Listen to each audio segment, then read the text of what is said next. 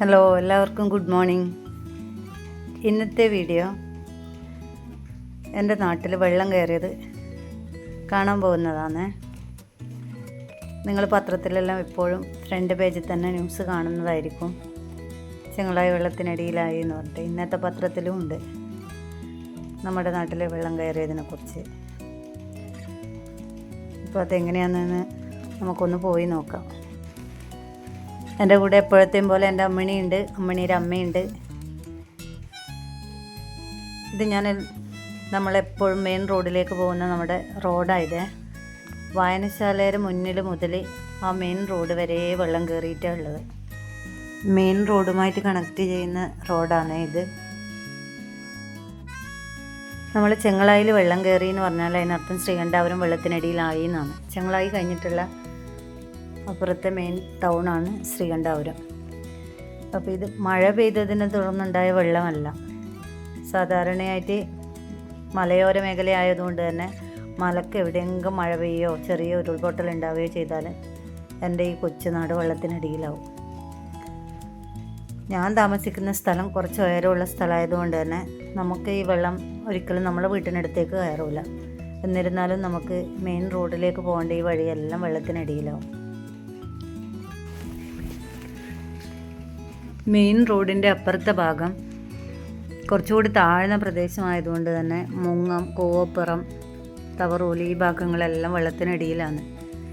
ഈ വെള്ളം കയറുക, ഇത് കാണാൻ പോവുക എന്നെല്ലാം പറയുന്നത് നമുക്ക് വെള്ളം കയറാത്തത് കൊണ്ട് തന്നെ നമുക്ക് വലിയ വിഷമം അധികം തോന്നൂല. പക്ഷേ ഈ വെള്ളം കയറിയെടുത്തേത്തവർക്ക് വല്ലാത്ത ബുദ്ധിമുട്ടാണ്. വീടിനകത്ത് വെള്ളം കയറുക പറഞ്ഞാൽ ആ വെള്ളം ഇറങ്ങിപ്പോയതിന് ശേഷം ആ വീട് വൃത്തിയാക്കൽ.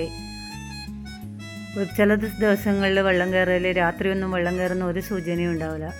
ഉറങ്ങി എഴുന്നേൽക്കുമ്പോഴേക്കായിരിക്കും വീട്ടിൻ്റെ അറയത്തൊക്കെ വെള്ളം കയറിയിട്ടുണ്ടാവുക. ഇന്നലെ തന്നെ 7 മണിയാകുമ്പോൾ ഞാൻ ഈ റോഡിലൂടെ വന്നതാണ്. അപ്പോഴേക്കും വെള്ളമൊന്നും കയറുന്നുണ്ടായില്ല. ഇന്ന് രാവിലെ ഉറങ്ങി എഴുന്നേറ്റാണ് അറിഞ്ഞത്. നമ്മുടെ നാടിൻ്റെ ഗ്രൂപ്പിൽ കണ്ടു വെള്ളം കയറിയിട്ടുള്ള ഫോട്ടോ.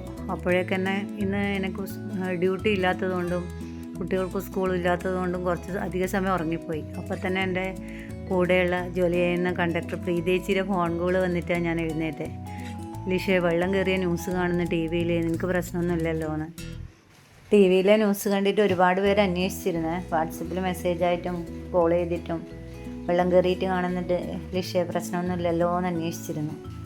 പിന്നെ നമ്മുടെ രാവിലെ ബത്തേരിയിലേക്ക് പോകുന്ന പയ്യന്നൂർ ഡിപ്പോൻ്റെ KSRTC ബസ് ഇന്ന് ചെങ്ങളായി വരെ മാത്രമേ വന്നുള്ളൂ. ശ്രീകണ്ഠാപുരം ടൗൺ വെള്ളത്തിനടിയിലായതുകൊണ്ട് പോലീസ് അങ്ങോട്ടേക്ക് ബസ് പോകില്ല എന്ന് പറഞ്ഞു.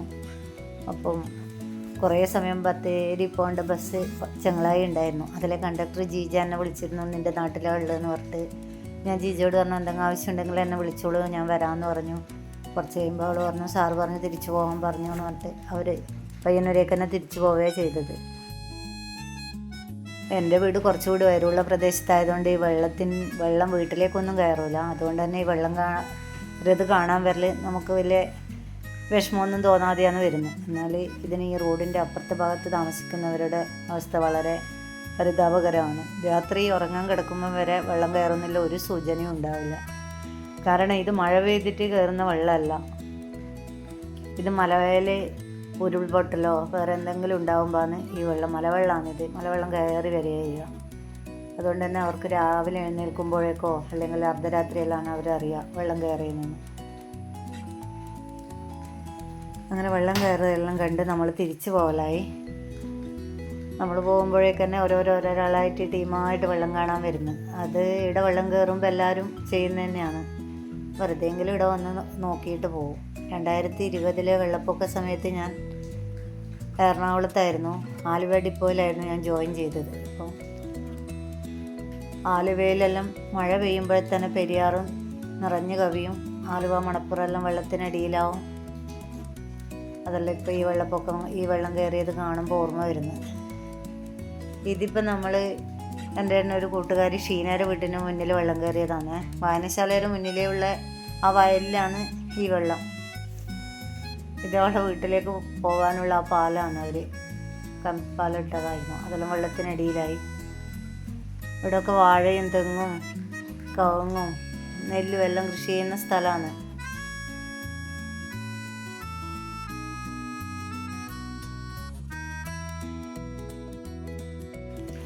പണ്ടെല്ലാം നമ്മൾ ഈ വെള്ളം കയറുന്നത് കാണാൻ വന്നാൽ ഈ വെള്ളത്തിലൂടെ നടക്കും. വെറുതെ ആ റോഡിൻ്റെ മേലെ കൂടെ നടന്ന് അപ്പുറം വരെ പോകും. അല്ലെങ്കിൽ ഈ വെള്ളത്തിലൂടെ തോണി പോകുന്നുണ്ടാവും, അതിൽ കയറും. ചിലർ വാഴയിലെ തട കൊണ്ട് ഇതാക്കും. ഇത്തവണ അതൊന്നും കണ്ടില്ല. ഒന്നാമത് ഈ വെള്ളം അത്ര നല്ലതല്ല എന്ന് പറഞ്ഞു. അതുകൊണ്ട് തന്നെ ആരും വെള്ളത്തിലൊന്നും ഇറങ്ങിയില്ല.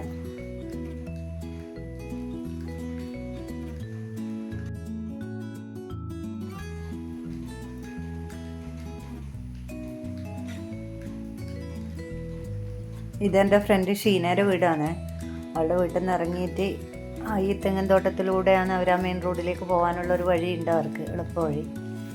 പക്ഷേ അതെല്ലാം ഇപ്പോൾ വെള്ളത്തിനടിയിലായത്.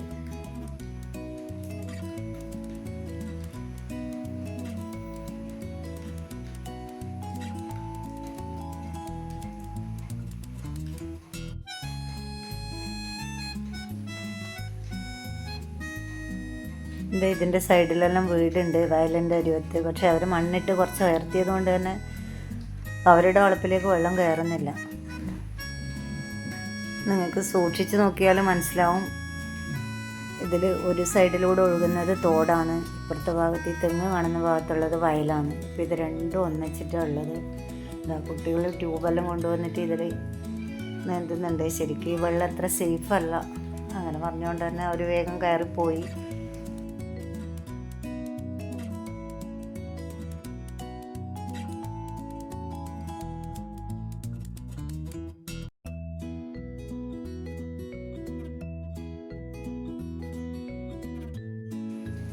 അങ്ങനെ ഷീനയുടെ എടുക്കുന്ന കുറച്ച് കറിവേപ്പിലയൊക്കെ വാങ്ങി നമ്മൾ തിരിച്ചു പോകാൻ തുടങ്ങി.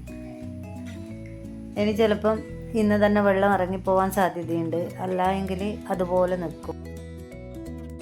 ഇത് നമ്മുടെ നാട്ടിൽ പുതിയതായി തുടങ്ങിയ കടയാണ്, ജിൽനൻ്റെ കടയാണ് ഇത്.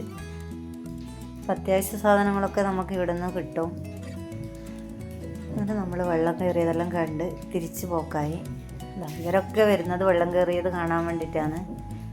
നമ്മുടെ റോഡ് ഉണ്ട്, നമ്മുടെ റോഡിലൊന്നും ഒരു തുള്ളി വെള്ളമില്ല. അപ്പം ഇതൊക്കെ കാണാൻ വേണ്ടിയിട്ടാണ് ഇവരെല്ലാം പോകുന്നത്.